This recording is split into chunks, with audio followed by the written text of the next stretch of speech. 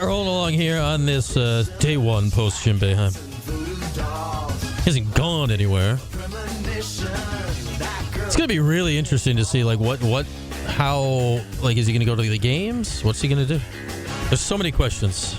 Rolling along here, though. We'll get back to the phone lines with your calls a little bit, but we got guests, former player guests that we want to talk to here coming up in the next few segments. So we got kind of players from three different eras that'll be on the program today. We got Etan Thomas coming up later. We got Gene Waldron coming up in about 10, 15 minutes or so. But right now, let's bring on Kris Joseph. Kris Joe, we were talking yesterday about this time, and things got weird in that post-game press conference, and they haven't stopped getting weird since. So what's your take on all this since we last hung up with each other about 23 hours ago? Man, I guess I could say I'm in shock a bit, you know what I mean? But I also did say that it was really 50-50. I wouldn't be surprised if he did, and I wouldn't be surprised if he didn't. I thought that because of the competitor that I know he is, maybe he would want to finish on a stronger note, on a better note. But the body of work that he's put in, 47 years, it doesn't get much better than that.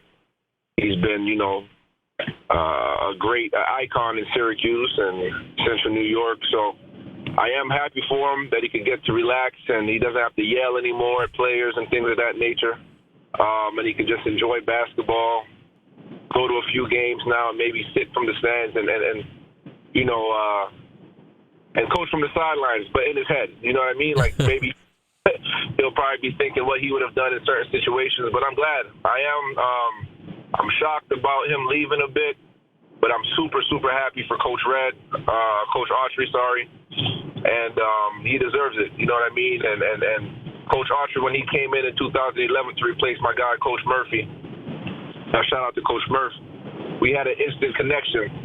And the reason being is because he's the one that told Syracuse about me in the first place, why Murphy even started to recruit me. So we kind of go back to my days when I went to high school in D.C., and we were connected through that. So I'm really happy for Red. He's put the work in, and I'm happy to see him make a move across the hall into the big office. Let's start on that, Kris, the idea of Red, because you're right. He showed up here. That was halfway through your career. So you were just getting into the starting lineup. Obviously, you had played a significant role before that. But, what did you get the sense of from Red, like day one, going back, of, what he could be someday? Well, for one, I'd say this. Red definitely commanded. He was with the forwards.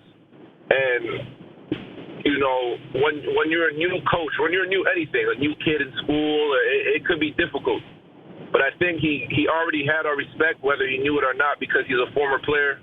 And we always respect the guys who came before us and, put in the work to make Syracuse what it is today, by today in 2011.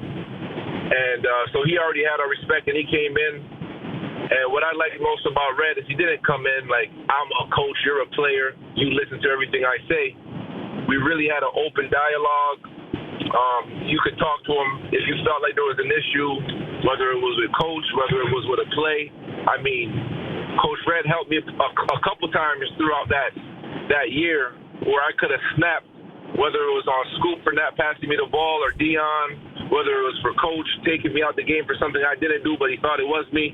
You know what I mean? So Red and I have had a great relationship for years, and I'm not surprised that he's in this position today because, like I said, he works extremely hard. Obviously, he knows his basketball, one of the greatest guards to come out of Syracuse, one of the greatest players to come out of Harlem and New York City. So it makes sense. It makes sense. And he's a player's coach. If he brings that same approach that he brought when he was assistant from the first day that he walked through those doors, he's going to have major success here as head coach at Syracuse. I think we know this thing. Kris Joseph is our guest. Kris, the idea that you got to be yourself, right, when you're head coach. Like, if Red tries to be Jim Boeheim, that's not going to work. Like, Mike Hopkins was on that staff. Like, Red knew, you can't be Hop. Hop had a crazy energy about him. Like, that's just not who Red is. How much do you think Red's temperament puts him in a position to succeed in this new job he's got? Well, I think the one thing about Red is he's going to connect with the players. That's one thing he is going to be able to do.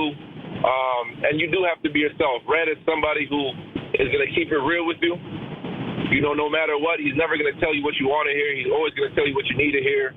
Then that goes from when he's there, that goes to when he's recruiting players to come play for him. He's always going to be straightforward. He's not going to beat around the bush. And he's always going to do what's in the player's best interest. And I witnessed that with with the situation when we had a player transfer, and they were going back and forth.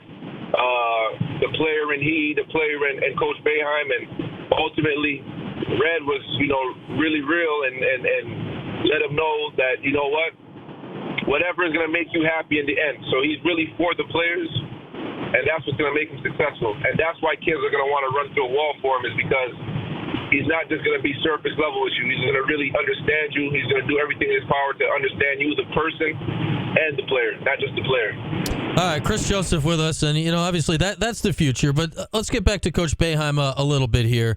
So take me through how does a relationship like yours change with Coach over the years? You come in as a freshman, then you become a star of the team, and now here we are 10 years later. Kris, take us through that path for you with your relationship with Coach Boeheim.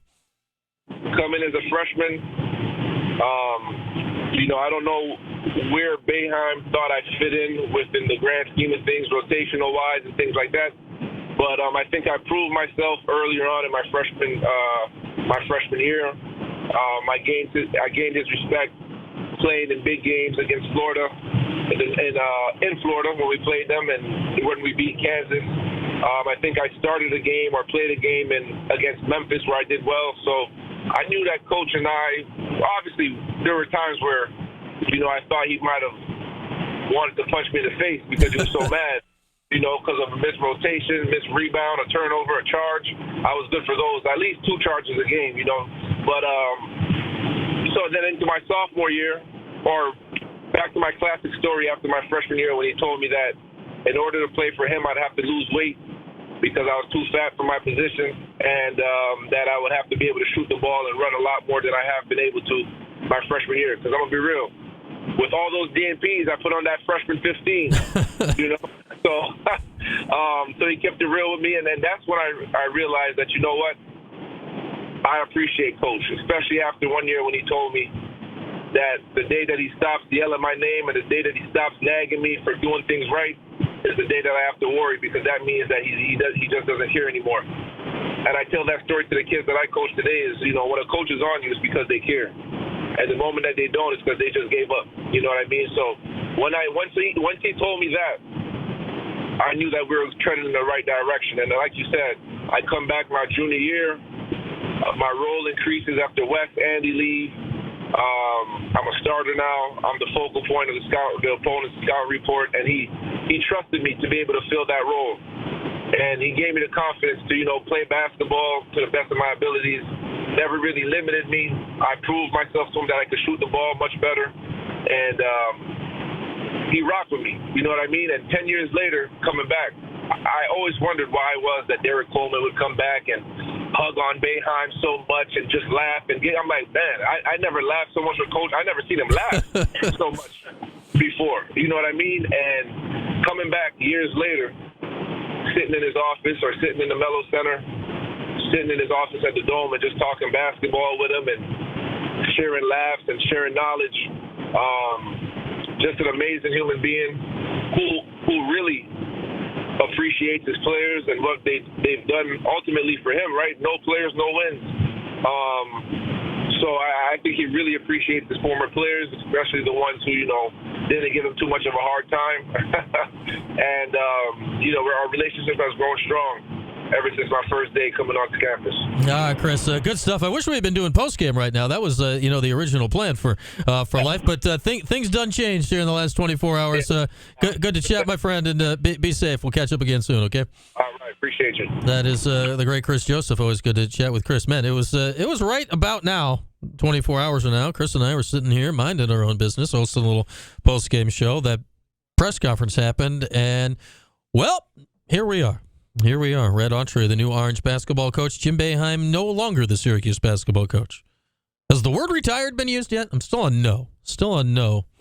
On that one, we'll be hearing from Red tomorrow. I'm not sure when we're going to hear from Jim. To my knowledge, we're not going to hear from Jim in any context tomorrow, but we shall see. Early days early days. We'll take a break. Talk to one of the guys that played for Jim back in the early days of the Dome. Gene Waldron joins us when we come back after this. It's QSportsTalk.com and ESPN Radio.